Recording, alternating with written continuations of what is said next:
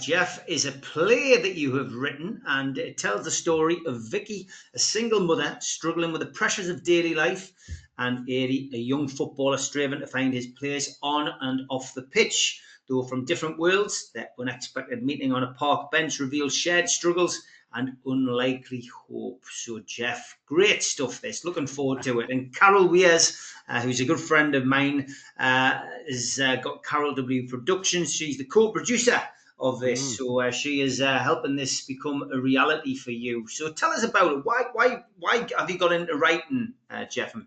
First of all, yeah, I think theatre was always sort of a big part of my life when I was a young lad. Whenever I'd find myself in London in my sort of late teens and 20s for football matches, I'd end up going into the West End, and in those days, for £1, you could pay. You can get a student standing at the back. So you stood at the back of the stalls for a quid. So I saw things like Evita and Accidental Death of an Anarchist, and Noises Off, some fabulous productions. And I was always, and I was always a big theatre goer. Our daughter is in the West End at the moment. You know, she's in the play That Goes Wrong. So it's all, and my wife writes plays as well. And as a journalist, I think you always feel you can write things other than just factual stories, going on filling the back page or the front page. So I'm trying to think when it was, probably about 2012-ish. I took a playwriting course with Live Theatre down on the quayside of Newcastle, and absolutely loved it, and thought, I really want to give this a go. My first play was called Cornered, and it was about David Corner. I'm sure a lot of Newcastle fans still remember. It gave away the goal. Played for Sunderland, 18-year-old, 6 foot tall and ginger, playing his 5th game for Sunderland for his hometown team. Gave away the winning goal at Wembley in the 1985 Milk Cup final, and his life changed forever after that moment.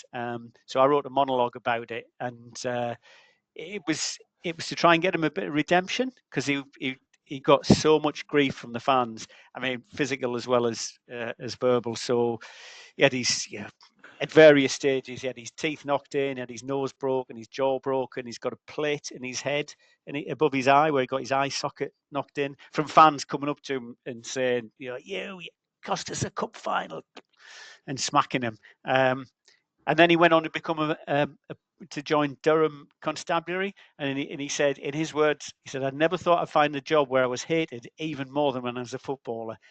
So that gave me an appetite for it. That was a monologue, and I thought, now I want to branch out, do something a bit more ambitious. And yeah, I think the germ of the idea came when a guy called Britta Sombalonga, do you remember, striker, signed for Middlesbrough?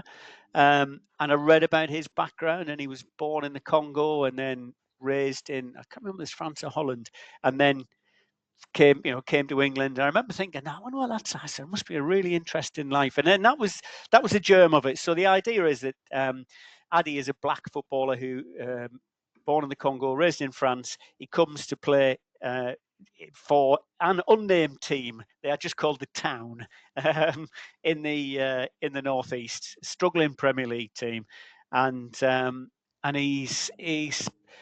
it's tough. He's not scoring goals. He's not getting much game time, so he spends a lot of time on the substitutes bench.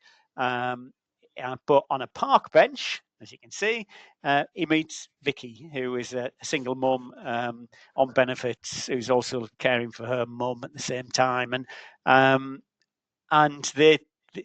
she's a lost soul with not much money, and he's a lost soul with a lot of money, and they appear to be from totally different worlds, but as they keep meeting up on the bench, they find they've got more in common than they think.